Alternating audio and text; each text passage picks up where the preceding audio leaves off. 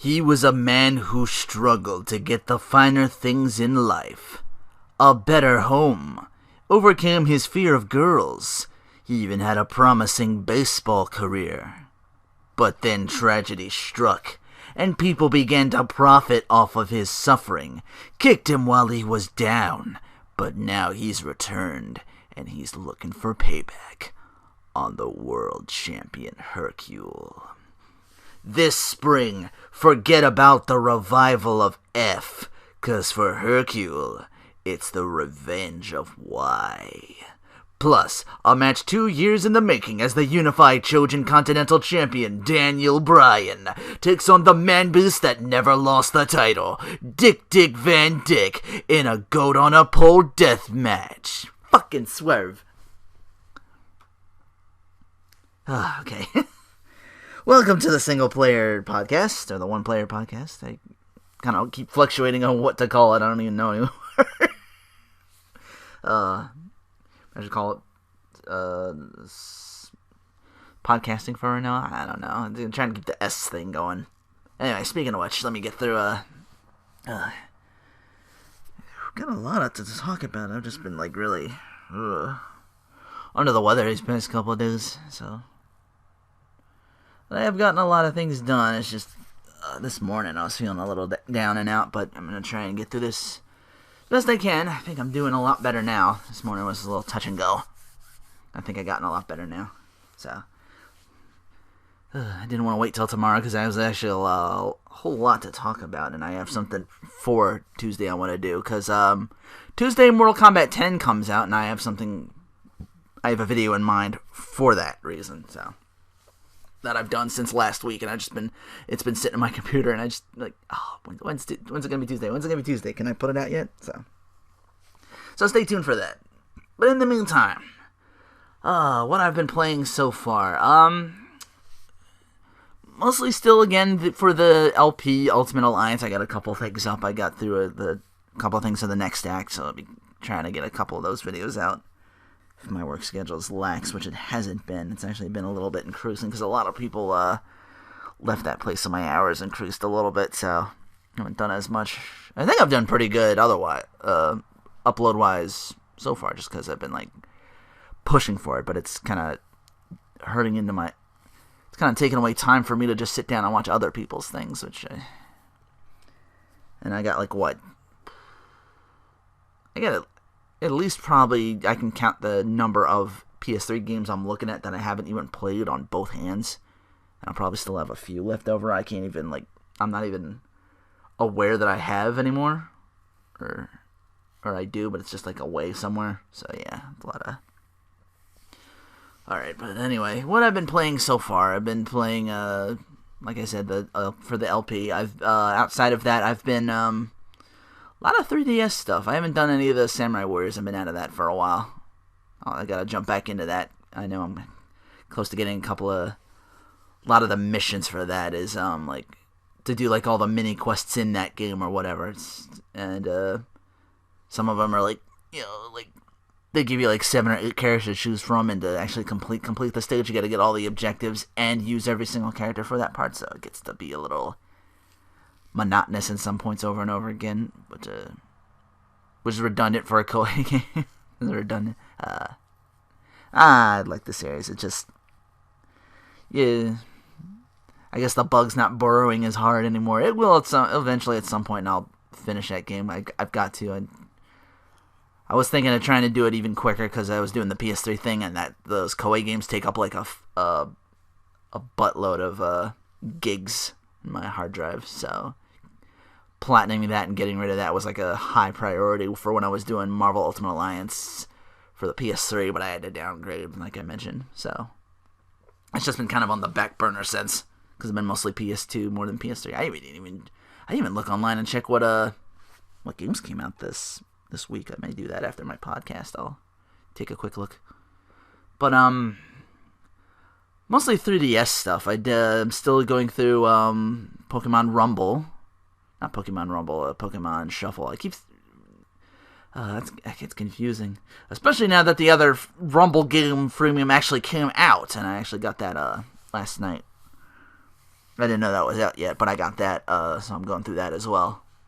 Other game I found for, like, because they had a sale for it, and it looked like a fun little game to me. I'm like, Mighty Gunvolt. I didn't know this was like this was like a little add-on, like a little extra something when you actually buy, like, the actual Gunvolt game. This was like a, kind of in the vein of Mighty Final Fight. It's a very 8-bit, very, kind of that sprite work, but it's a kind of a short game, I guess, because it was like I didn't know it was an add-on at the time, so I was like, why so short? So yeah, got that for like $2-3, and there's DLC for another $2-3 or something like that. They give you another couple levels, so I might jump back on that again. I think I like they have Gunvolt as the character, but you can also pick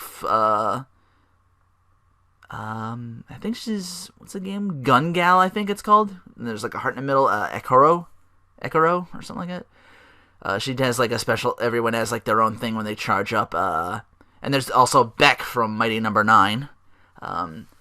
Charge up, you get like Gunvolt has like a weird like Waddle Dee like laser kind of thing, but it doesn't like move, doesn't like fan up and down, it just stays in one spot. So I was a little on that. I think I like Ekoro the most just because if she hits an enemy with like her charge thing, she can bring it to her side and it'll like shoot things and it'll take hits for you. So it was kind of cool. And then Beck just like charges into shit. I guess it's to kind of keep the it's kind of a really fast paced game. Like you're really meant to like blaze through these levels. So there's like a score multiplier that builds up over time as you collect like fruit and kill enemies and hearts and stuff like that to keep yourself alive. And you just gotta go through it like really, really fast. The boss fights are crazy as hell too.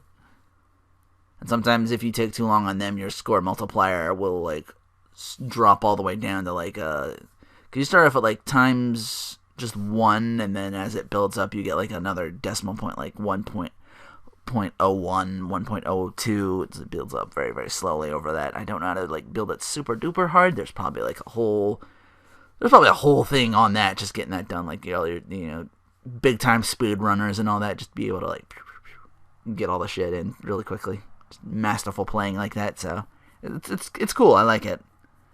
But yeah, I got the other Pokemon game. It takes like it's like like the Pokemon Rumble games before it. The only problem I have with it is there's a lot of different kinds of stages for like okay, I'm trying to explain this. You buy a balloon, and it takes you to like this area where all these Pokemon are. But the thing with that is there's like 3 slots per balloon, and the game chooses for you randomly which one you're gonna go. Like you can hit a button and try and stop it on the one you want, but it doesn't always happen. I've gotten it. I've only played a little bit. I've gotten it for the most part, but it's just to mess around a little bit.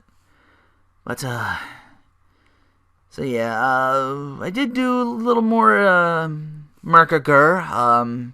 I mentioned the dragons on the Multi-Tap podcast. There's like 6 elemental dragons. You got a Smackdown. I think the worst of that was the Earth Dragon, whatever it was called. I forget its name.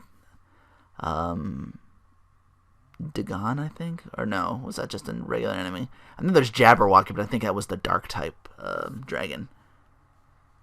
But the Earth one was most annoying because the dragons, all their setup is they have like 3 kind of attack. They have like a bite attack, which is just affects one character. Their big thing is this roar, which makes your entire party weaker to whatever breath attack that they're gonna use in the next turn. So you got to do a lot of so there's a lot of defaulting going on in that to like protect yourself. So and then you just unload on them, which is what I did for most of these dragons. And they're all like they're all weak to a certain element, and they all have 99,999 health. And there's like 6 of these things, and they're all a different element, but some are easier than others. But yeah, the Earth Dragon, his breath weapon, and all of them kind of have like a status effect sometimes they can hit you with too, so you gotta protect yourself for that if you can. Earth is the worst, because he does I don't think it's a breath weapon. I think his is like an actual like Megaton Press or like a Megaton Stomp or something like that, which hits all your characters for like earth damage.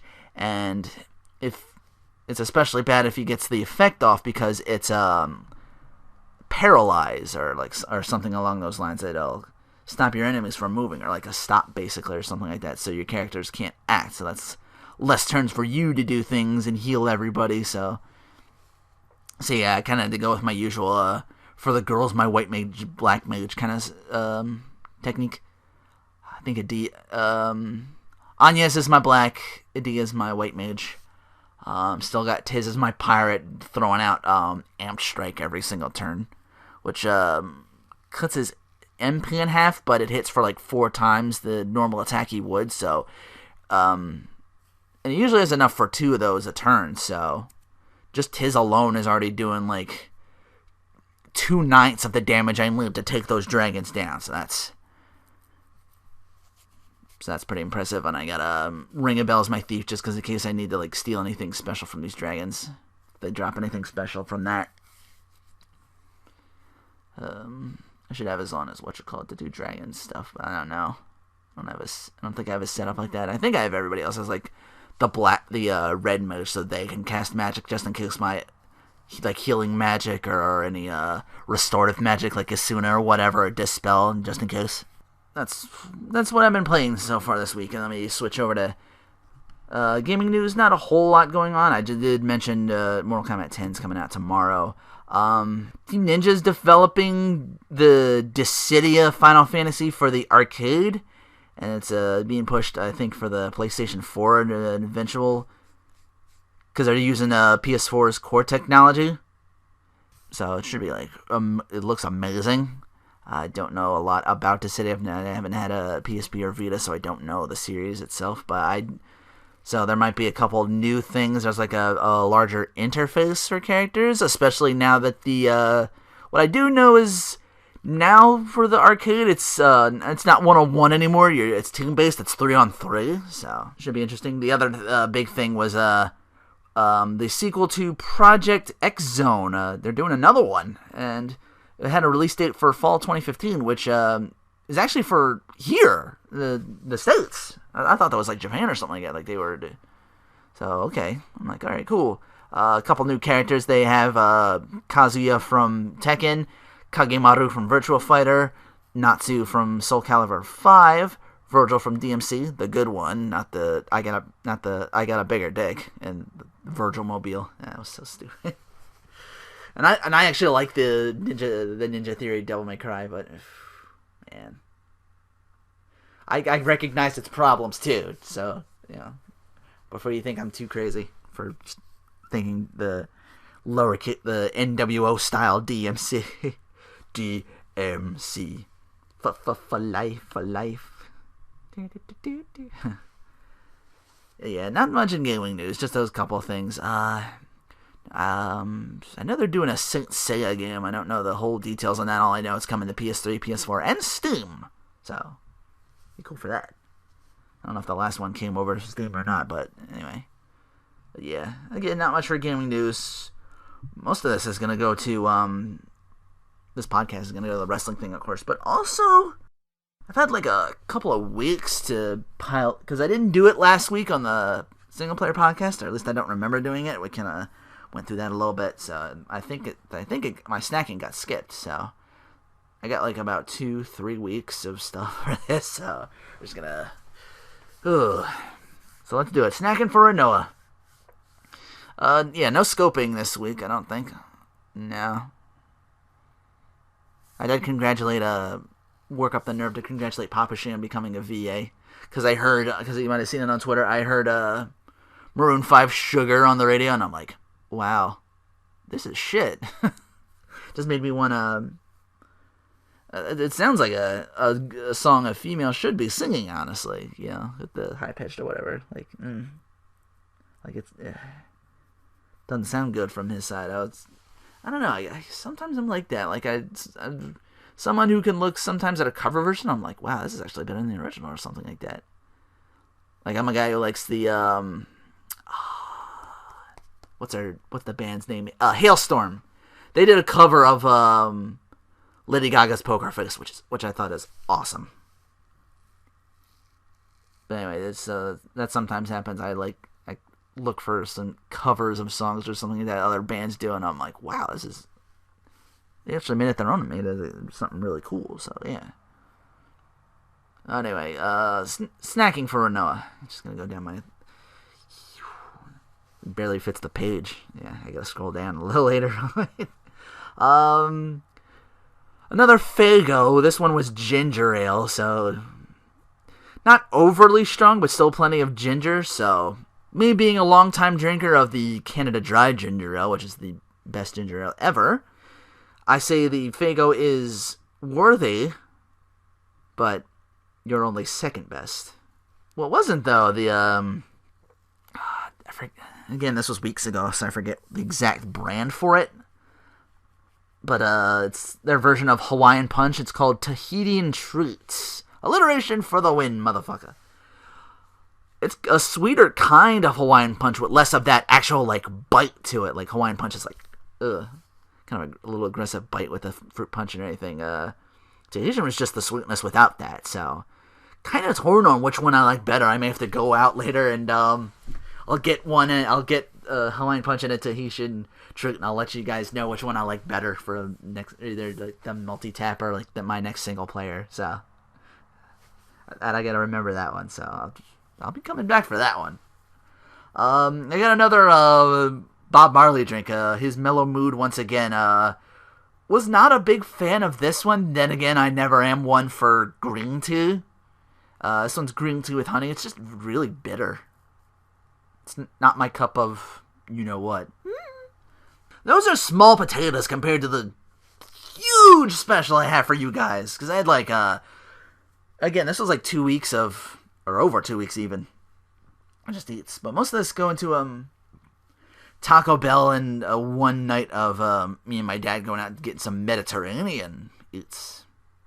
So, are you ready, guys? Get your eats on!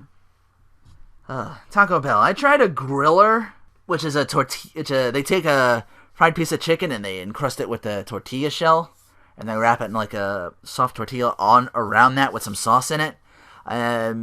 They come in 4 different flavors for them, little sauces you can put to add on with them. Chipotle, jalapeno honey, mango barbecue, and what I had was the spicy ranch, which tasted more like ranch with a fuck ton of pepper in it. So, it probably would have been good had I gone with another sauce.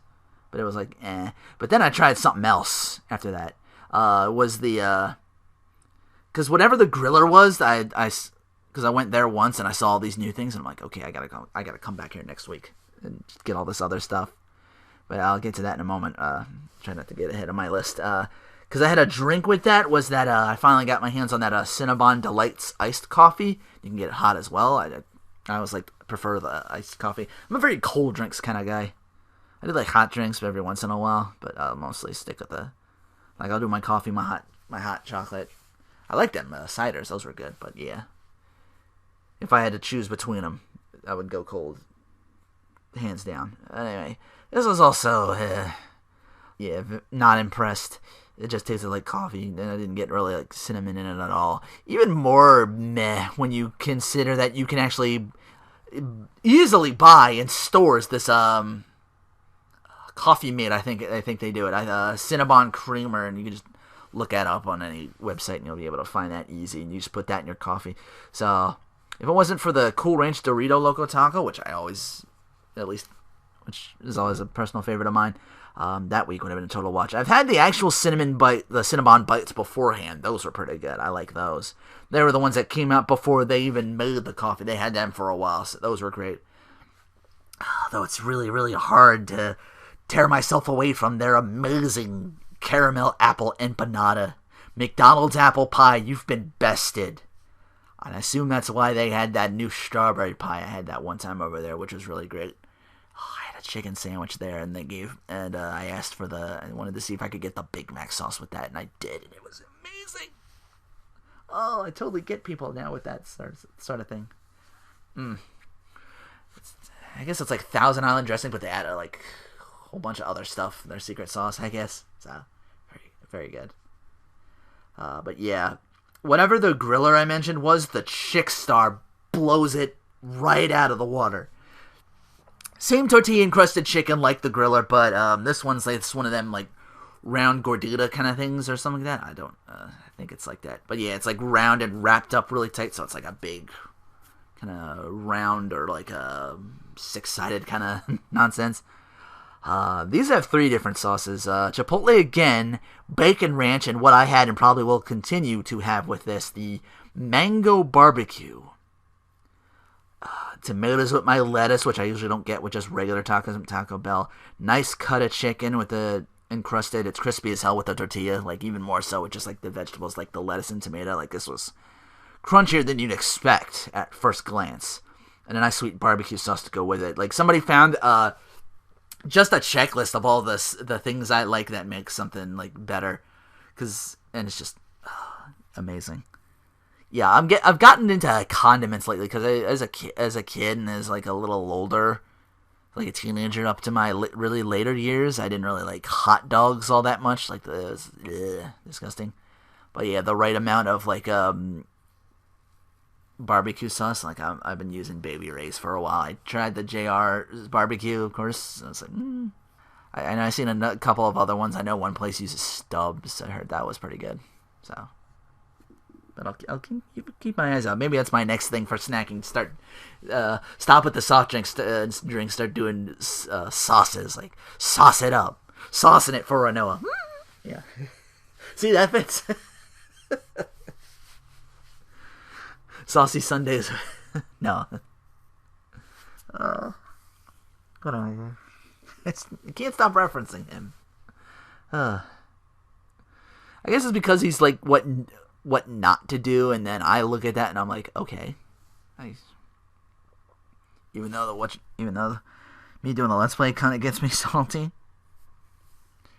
And I hear he's cutting shit out now. Like it took him that long to, like he's been at it for a while. Like even back when you actually did do like them 10-minute, 15-minute videos or something like that. So he's now cutting shit out or something like that. Ooh, man.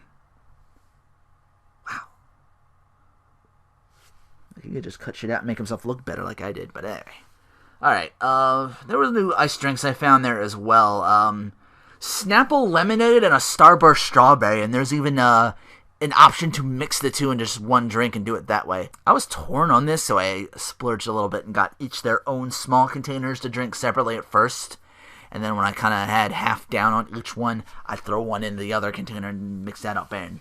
I forgot how great Snapple was, man. Like, especially their lemonade. It's like nice, crisp, strong lemonade. And a little kind of in danger of overpowering the Starburst strawberry, which is kind of pretty strong in its own right. But I guess I gotta get the right mix. Maybe I had too much lemonade, not enough strawberry. Because my strawberry was like quicker to drink or something like that. Sometimes that happens because it's like an iced drink. It's like, what you call it, like a slushie. The weirdest thing about these is these were small size. Like, I got small just because I got 2 drinks, and they cost more than the actual eats themselves. Like, each of them were like $2.39 on my, because it went through the drive-thru. I saw it. It was like $2.39, the drinks. Everything else was like $1.29, $1.99. Yeah. Wow. Just weirded me out is all. But anyway. On to the Mediterranean eats. This was just my dad and I on this one, because I get it from my dad that we're adventurous eaters like that, you know. I remember him having kippered fish or kipper snacks, or I guess we just call them kippers. They got them in like them little like sardine cans, like little tins. I think we've done like sardine anchovies before. We were like, usually like the kippered fish a lot better. This turned me on to like I don't care for mustard, but golden spicy brown in the right kind of setting, yes. But anyway, it's just an example of I guess being my father's son, you know, being a little more adventurous with the eats now, because he will like eat stuff like that. I don't know if I'm as adventurous as him with like the hot stuff though. I guess that don't work with me. Again, as I look over at my I was gonna do this for the end of the podcast, but now I'm not so sure. Like, I'm because for Taco Bell, the mild sauce was, like, really, really spicy. Like, they're mild. I'm like, holy shit. If that's their mild, what's their hot? Is that just, like, this scene from Terminator 2 in the fucking bombs fall or the Terminators start killing everybody. Just Jesus. Like my stomach is right now, because I have the hot sauce. Like I have a packet of it, like right here. That's what I'm holding in my hand, and I'm just like, my stomach is like, oh, this is your stomach. No. This might sound like a good idea in your head, but this might kill you. You're not even fucking webcam. Save it for those people that do that so they can have a live reaction. No. That's my stomach. Assist is searching for a Noah. Stomach for a Noah. Stomach over Noah, yeah. Oh. Beat a dead horse. Yeah. But anyway, just an example of stuff my dad and I think with, like, and again, the hot sauce, I guess, kind of skipped me on that, you know. I like spicy stuff. I just don't like super hot where it kills me. I think my dad's kind of in that same boat. I don't know. Maybe he's a little more tolerant of it. Yeah. But anyway, lamb shawarma, or shawarma. It's like I think, kind of messing with my pronunciation, so if I mess these up, I apologize. And I had to look all these up on Wikipedia and online to kind of know what we were looking at, because there was like a whole list of all these different things we hadn't known the names of before, and we're like, okay, we'll do this. And we went a little overboard because they were like platters or something like that, so it came to like about $50-$60. So we were like, next time we do this, we might have to just get like a, this was our first time doing Mediterranean, so we're just trying to see what we liked and trying to do different things. But like a lot of these platters, they'll serve it over like it's like a saffron rice. I think it's like a yellow-orange side or something like that, and then like a plain white rice. So for some of your zestier dishes, it actually balances things out, which was, you know, thumbs up for them. But anyway, lamb shawarma. Shawarma is where they stack a bunch of meats together, and it's usually like a whole bunch of different meats, unless you get like a lamb shawarma or a chicken shawarma. Otherwise, it's just a bunch of that one meat. But they'll stack a bunch of meats together onto a spit, and they'll let that cook. And as the meat mixture gets all slowly, nicely cooked together, all the fat goes away. They throw in the spices, and they just start shaving off the meat mixture slowly. You end up with like that to eat, and then it was just like that, like thin meat mixture over that. It tasted like a really high quality taco meat. They probably throw in a lot of spices to just make it taste like that same regard. We were trying a bit of, but yeah, we were trying a bit of everything with these platters or everything. Also, chicken Adana, and the full name is Adana Kebabi, because it's a kebab. It's where they take it's a skewer of meat upon these iron skewers, because they gotta roast that over these coals of wood, so you get like this really very good grilled taste to it, not like too like grilled to the point where it doesn't taste like too burnt. Like this was also amazing. It's a very little more on the spicy side, but again with the rice and everything else, it balances out really nicely. It's just like a solid thing of chicken, man. Oh my god, it was great. And I know they do sandwich options for this, so next time we do this, they'll probably put these on a pita with like a bunch of other different spices or whatever. Yeah. We were both very pleased with this place. We liked everything on here. So I'm just reminiscing, going through it, and just being like, oh man, we'll definitely be doing this again. Moussaka. This was the one thing I didn't really care for, just because it was eggplant, which I don't really like. My dad liked this a lot. It's either an eggplant, or in some cases it's a potato baked like casserole, or in some cases it's like a layered kind of thing, like a lasagna.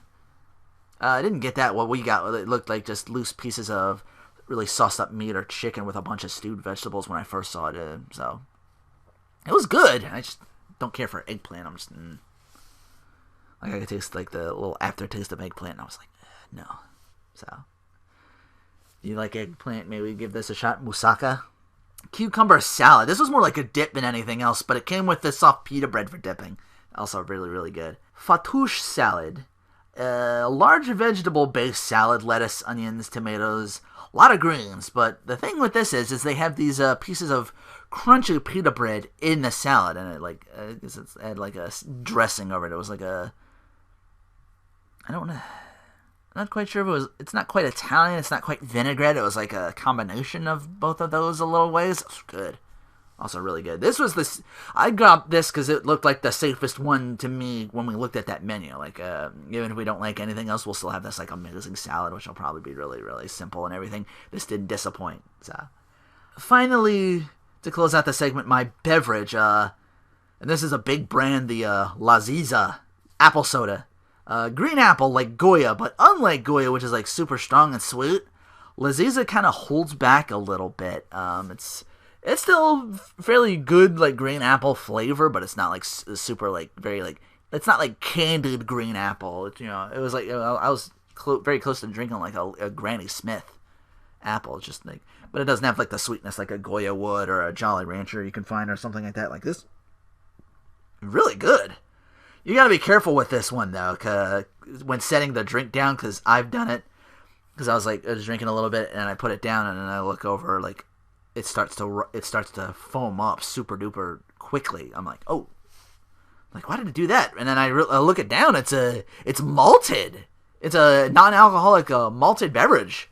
And I looked online. Laziza's got a bunch of other different flavors like lemonade, raspberry. The original has like the barley on the front, so it might just be a beer-esque soft drink. I think they do beer as well, but it's apparently like a really big brand over there. But I just hope it's not super powerful like the that Cock and Bull I found in that one store at one time. Ooh, that was rough.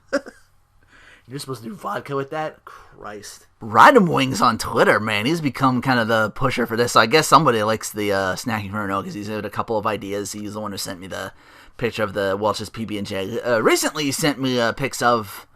On Twitter, it's something called Dew Shine. It's like a clear Mountain Dew. I guess it's like their version of Crystal Pepsi. I have not seen that.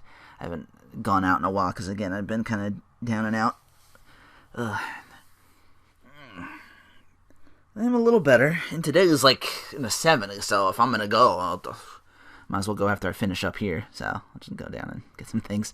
But yeah, he showed me that. He also showed me a malted Mountain Dew or something like that. I forget what it was called, but it does like so yeah, now I have experience with like malted beverages. I will be more careful with those in the future. But yeah, that was pretty good. Another fan on the podcast when I was talking about if you guys had any other segments you want me to add to the podcast, leave a comment below. Spencer Blaze or something like that. Blais, Spencer Blaze. Okay. He left on my YouTube. He asked me 2 videos ago, and I forgot to do it like the previous single player. He came up with Raging for Rinoa, which I guess I could call Salt for Rinoa to keep the whatchamacallit. Or I'll branch it out and call it Story Time for Rinoa. With Rinoa or something like that along those lines, because I can just talk about like not just salty things, but like other moments as well. Like because I have another one, and I'll save that for my next one player, a personal story of triumph. I'm just gonna go with my saltiest moments, video game wise. Fucking Gil from Street Fighter Third Strike's pretty up there, but I think the saltiest I've ever gotten video game wise ever. Hands down in recent memory, throwing it out there now, is Tekken 6's scenario mode where you gotta fight near the end of the game. Your character's teaming up with Raven, and you gotta take on like 5 Tekken Force dudes and Jin Kazama all in one fight. And Christ, Drunken Dan I think has streamed this, so if he's listening, he knows what I'm talking about when I say this might be the saltiest moment, because I would remember being there for that. But yeah, this was... I usually stick around for fights or something like that. For like, games or something like that. Like, I'll get fucking pissed and just be, God damn it! But this one was like, I just got the brand new TV and I was this close to like, pulling like the battery for the DualShock 3 out of the controller, just launching the controller into my TV, and to prevent myself from doing that, I'm like, I'd never actually done this before. I actually had to like leave. I actually had to leave the area. I had to get up. I had to take a walk. I had just so aggravated. Like, at times when I get aggravated and just let it stew, I either need to calm down or my head starts to get like really bad headaches or something like that.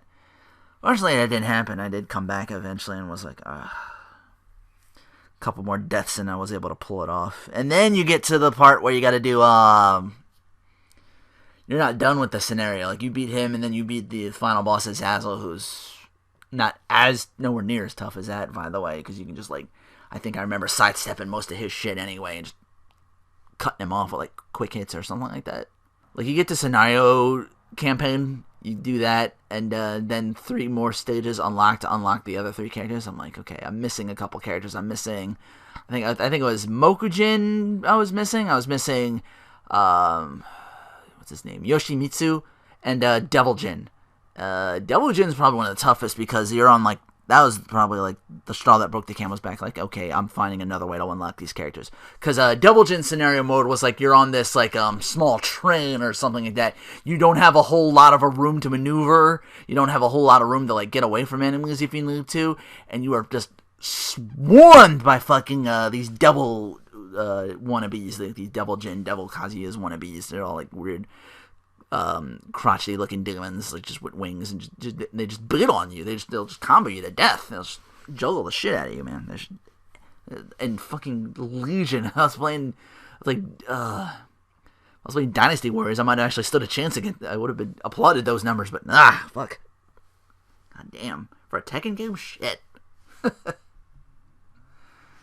So yeah. I guess you can keep playing through I forget what it was. I guess you keep playing through single arcade or something like that, and you'll just eventually unlock characters and other things. I should think they did for that, because I was missing a few characters. But yeah, that was the saltiest I think I've ever gotten in video game-wise. Alright, now to the nitty-gritty. I'm back to talk about Raw and Smackdown. Raw did okay up until, like, the last hour. I think it kind of petered out, and Smackdown was Smackdown. So we get JBL and Booker are back from their near-death experience by the fucking F5 machine Brock Lesnar. So they're with Byron Saxton again, who's replacing Cole. Cole is still actually out on injuries, getting like surgery or something like that. And I don't know if they're going to do a thing with him coming back, doing like suing the company, suing Lesnar or something like that. I might be overthinking things again like I tend to do. But yeah, they hype the show up and shows us all these stills from WrestleMania 31 because that's their big night. They gotta push it. But yeah, we come back and Big Show's already doing his thing where he he does the thing where Andre the Giant Memorial Battle Trophy, like Andre the Giant, he's standing there, his head held high and his arms folded. So Big Show does the same thing, like next to it. He's like like father, like son. But yeah. So all the Authority dudes are already in the ring. He's standing on the outside with the trophy, like by the announcer's desk. God damn, I can't even think of shit right now. Sorry. But yeah, all the guys are in the ring. Rollins talks about the Authority, puts them over for their wins. He's like, the Big Show, you became you won that Memorial Battle Trophy. I stuck it to Lesnar and Roman Reigns and won the title. And Kane, you were there. Like, okay. Just immediately shits on Kane. The show's like, I've stepped out of Andre's shadow and now I'm the greatest giant ever. And now all the WWE superstars are under my shadow. And I praise you for being a fighting champion, a champion of honor and dignity and respect. Show says we should thank Rollins because he gave us a great memory of WrestleMania. Rollins makes another joke about King not doing anything significant at WrestleMania. King says, you guys were successful because... And then Randy Orton interrupts him. Orton's like, cashing in doesn't change the fact that I did beat you at WrestleMania with the most spectacular RKO of his career. I don't know if many people would argue with that. Maybe the Evan Bourne coming off the top rope and is probably the most spectacular RKO. I don't know. So, arguable, maybe second best in some people's cases. Most spectacular in recent memory. Let's go there without using too much hyperbole.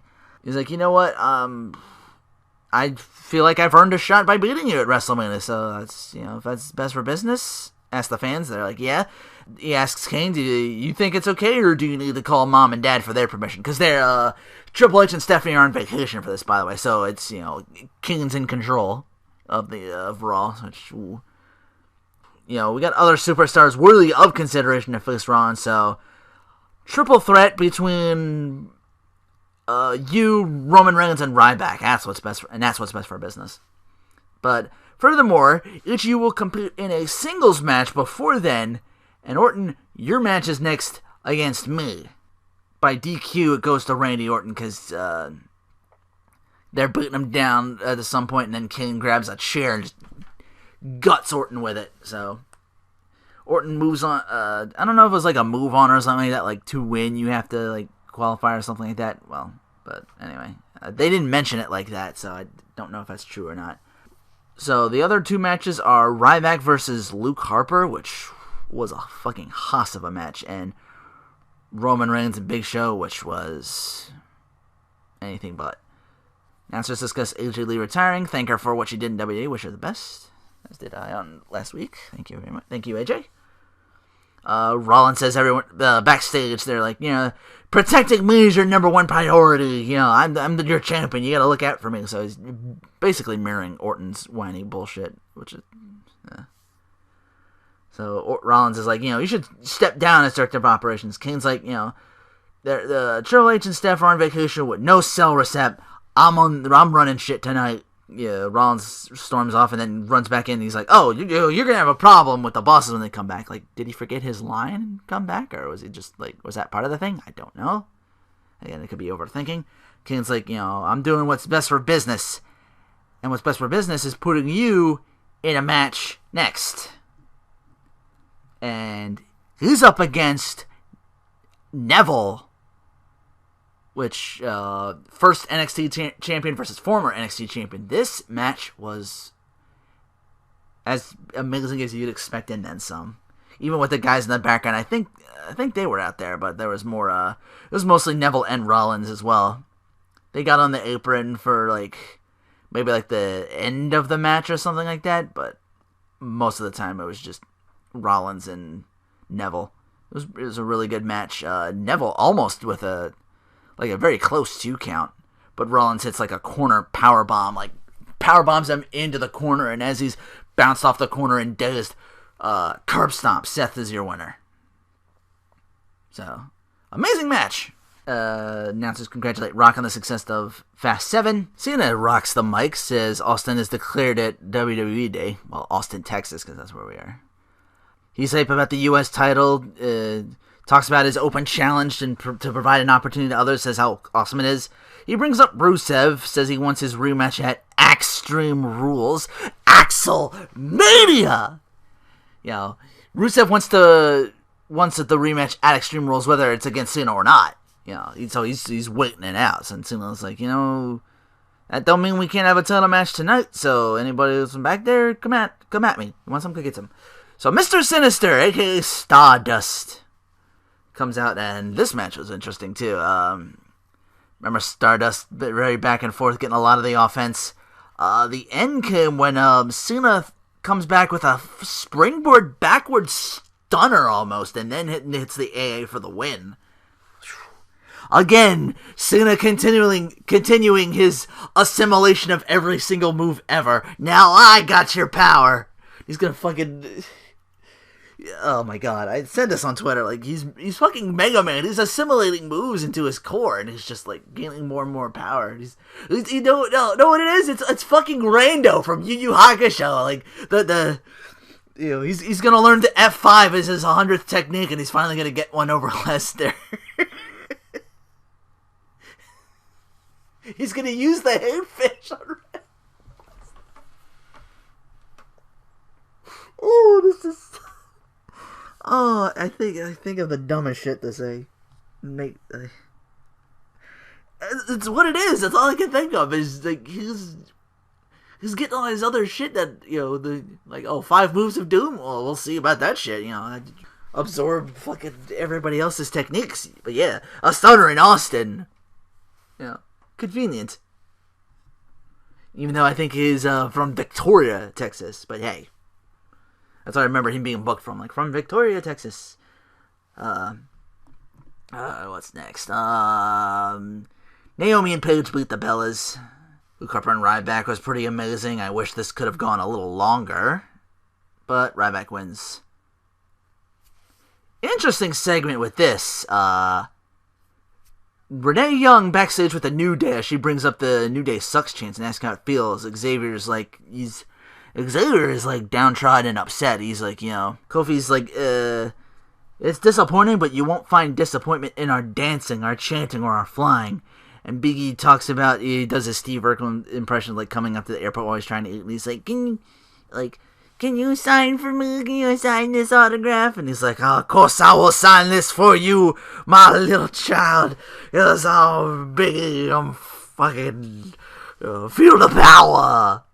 They're all walking off. They're like the Stepford smile bullshit near the end because Xavier's just like, Big and Kofi are okay. Xavier Woods is just fucking like, this motherfucker's booing me. I'm fucking like.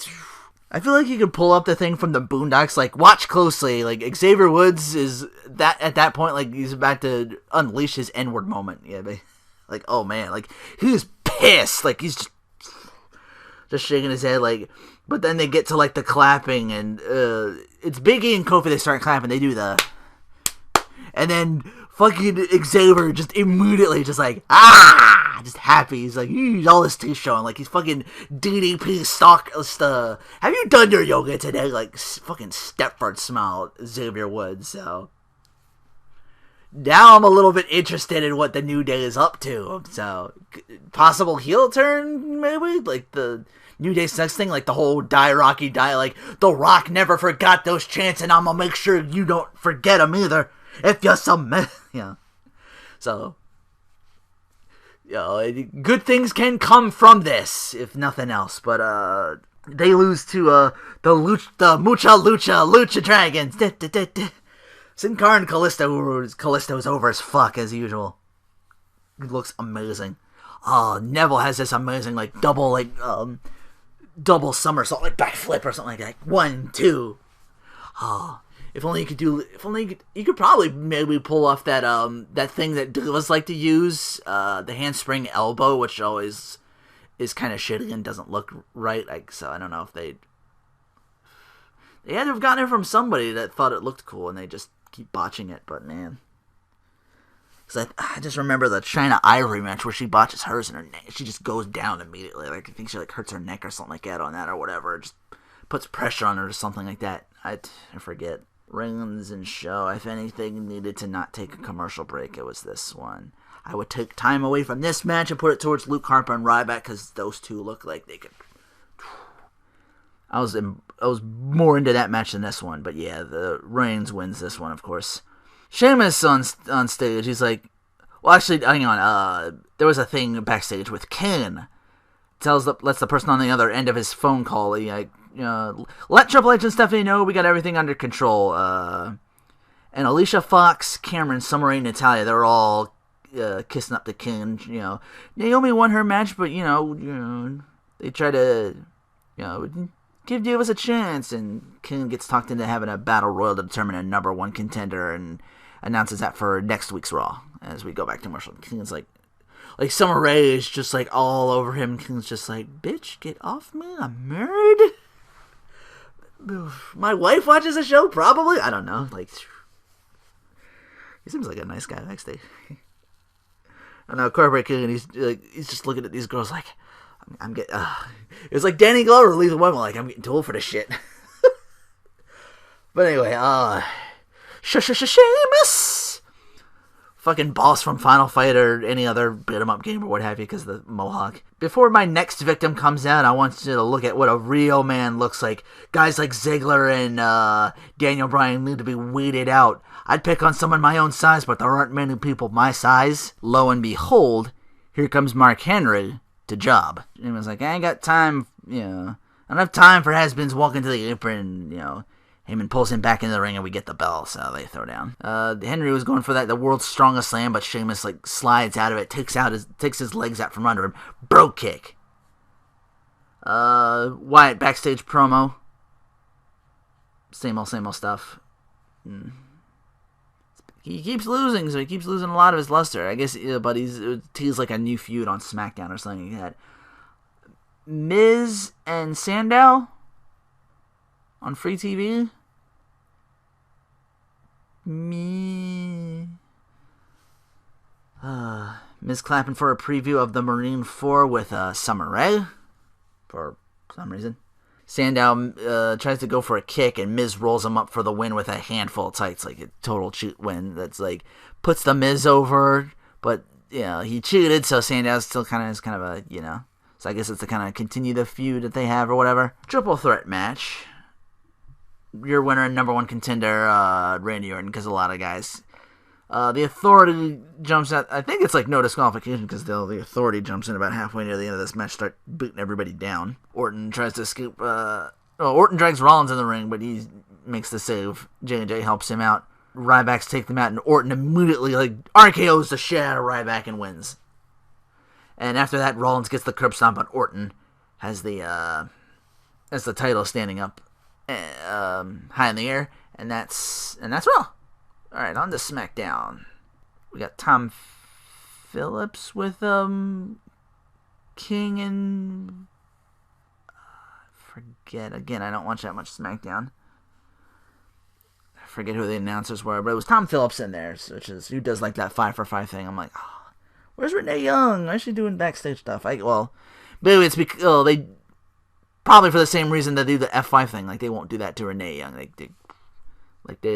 The whole Stephanie Rock thing, kind of nailed that point home, where they won't do that they won't hit a woman anymore, like they used to do in the Attitude Era. They won't lay that kind of physicality on females anymore for men. That's why all our matches are intergender if you have males in there. So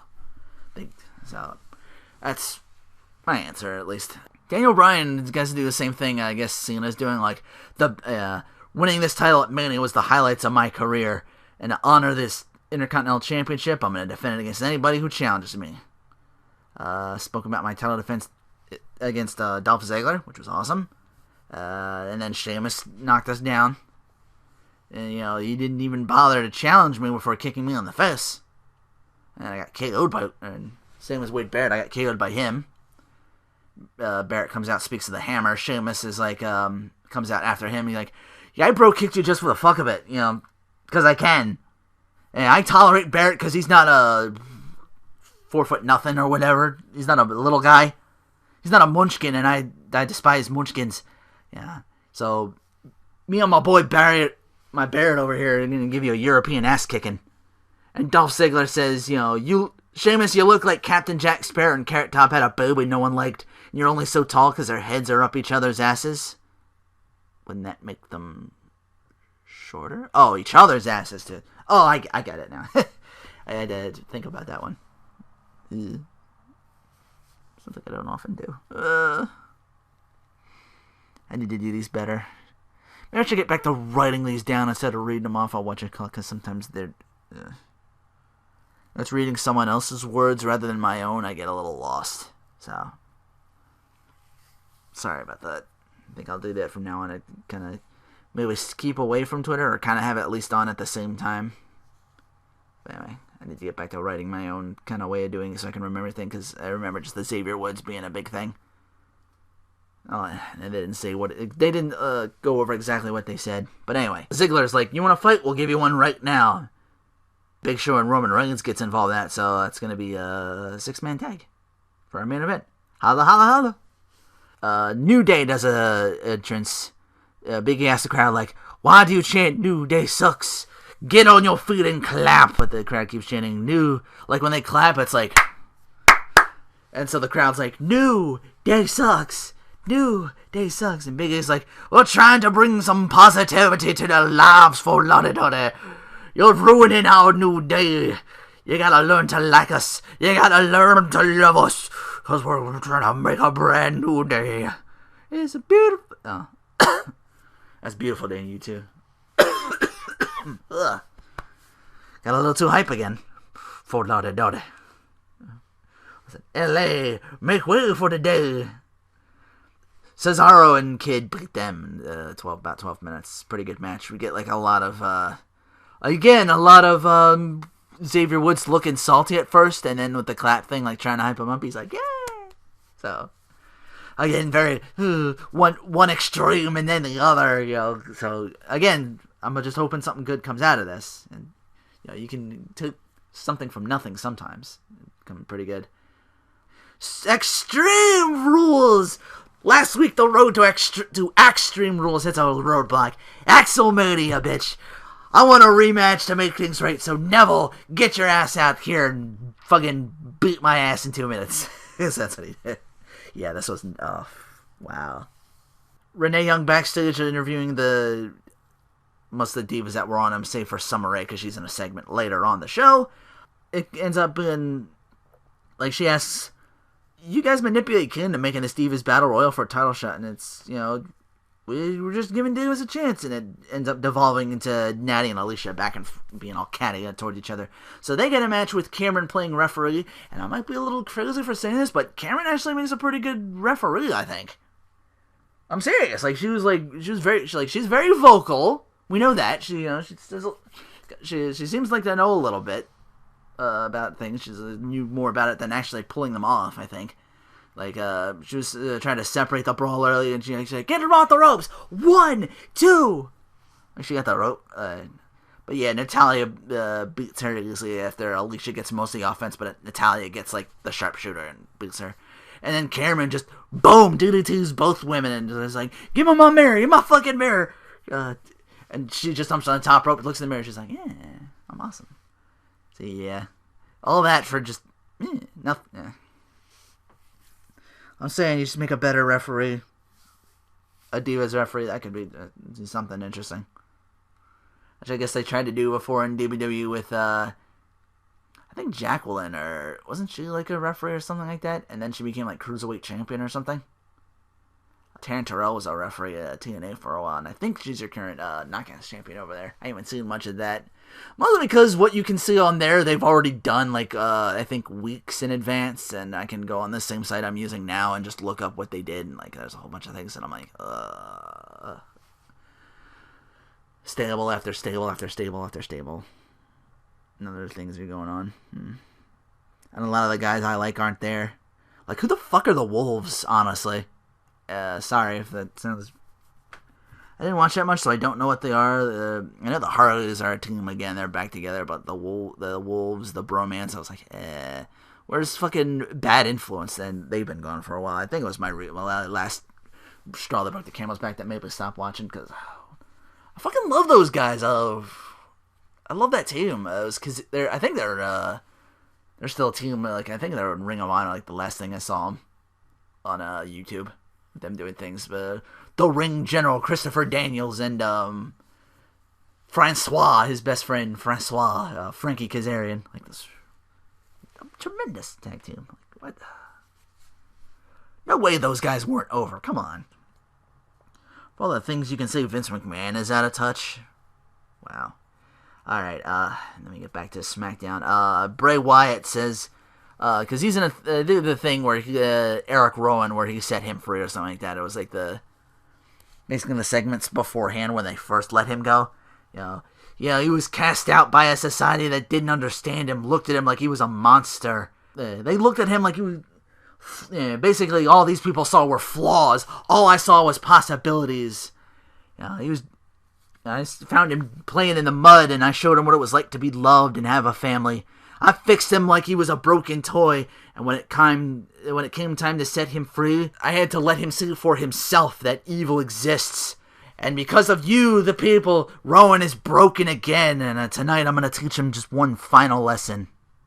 You can't trust anybody. Evil exists inside of us all.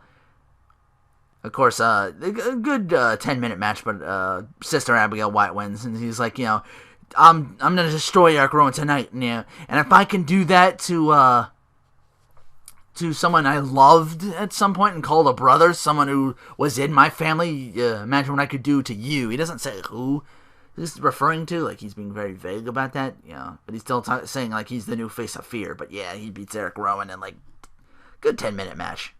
A video package showing Miz and Miz Down from Raw, and we go to Miz TV. He's talking about his movie, The Maroon 4. Introduced a trailer and seeing Summer Rae awkwardly cold at SMG. Miz, the film was getting rave reviews, and Summer Rae interrupts, saying, like, Miz is like totally taking credit for his movie, but Summer's like, it's our movie, and Miz is like, no, you're. you speak when spoken to, and Summer's like, yeah, I was your co-star, and Miz was like, no, you were my featured extra, if anything, and you were only on the cover of the movie because I was on my say-so. I made you a star just like I made Mizdow, segue into that. Brought up the Andre the Giant battle royal of him, Mizdow, that Mizdow pitched you out, Miz accused the crowd of making Mizdow believe something he's not. Sandow, you've been fired from the WWE twice, and you were on your way out for the third time before I plucked you out of obscurity, before I pulled you out of the dumpster and gave you an opportunity. I made you a somebody. And you know what? I think Mizdow interrupts at some point, makes his way to the ring. I'm sure you had a big speech, but you need to get your shit together. And I can help you with that. I'm willing to forgive you if you just apologize to me in front of those people right now. And Mizdow's like, I'm sorry.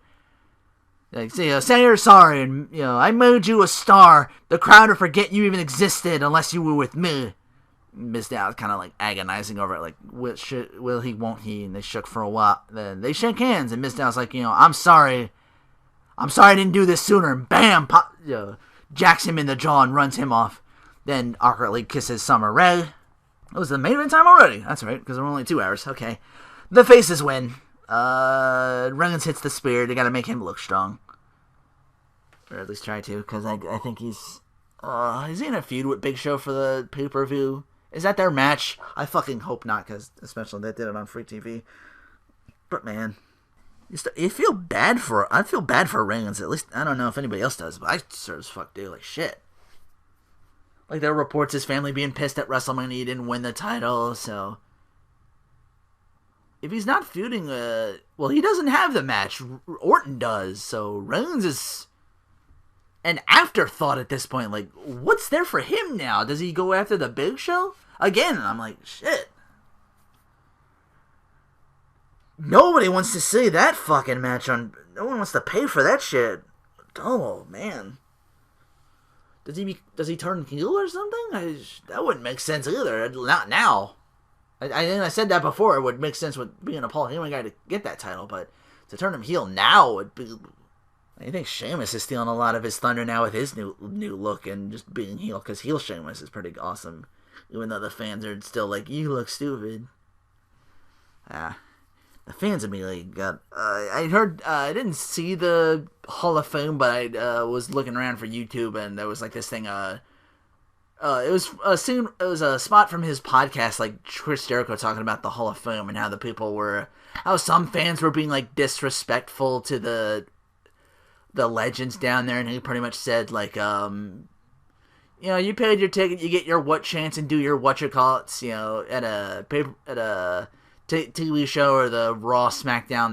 That's one thing to do that. To do it to a bunch of guys who give their livelihoods and their lives for this business, people who died for this business, and you're doing the stupid fucking what chance and all that. Yeah, fuck you. Yeah. I'm right with Jericho on that.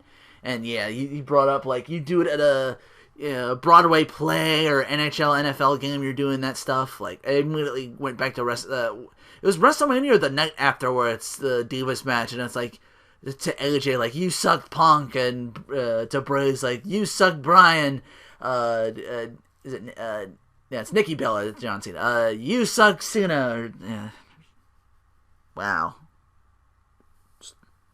Man. Ugh. So it hurt. So it hurt to be a fan for at some point on WWE's part, which they done some stupid shit, but lest I'm thinking too critical, the fans are at fault sometimes too. I'm saying, it goes both ways. Like in that argument, like I paid money, I can do whatever the fuck I want. No, you can't. No. You pay to come see the show. It doesn't mean you can, fucking hijack somebody giving like a heartfelt speech. One of the bushwhackers was on crutches, getting what chance for apparently like Conor McCallick's dad or his brother or something like that. They were apparently getting what chance according to Jericho. I didn't see it, but according to him, it was the podcast. It was like, well, I guess he was there, so he'd know more than I would. So, but yeah. We are awesome. No, you're fucking not. You're assholes. Is what you are. So yeah, that's just a thing that was on the top of my head, but in the back of my mind for a couple of days after that. But yeah. Anyway, that'll do for the podcast. Thanks for listening. Hope you guys enjoyed. Again, if you got questions, you can leave a comment. If you got more segments you want to see, leave a comment below. Next week I'll talk about next 2 weeks rather, I'll do my thing where I talk about more things. I'll tell you my personal triumph story. I just remembered that I was thinking about a couple weeks back. I'm like I was thinking about the segment that Spencer gave me. I'm like, I didn't do it last week. I didn't do the battle rap this week either. Maybe with KZ, I might bring that up. Maybe that's done. I don't know. We'll see. But yeah. Again, that's the podcast. Thanks for listening. Take care, guys.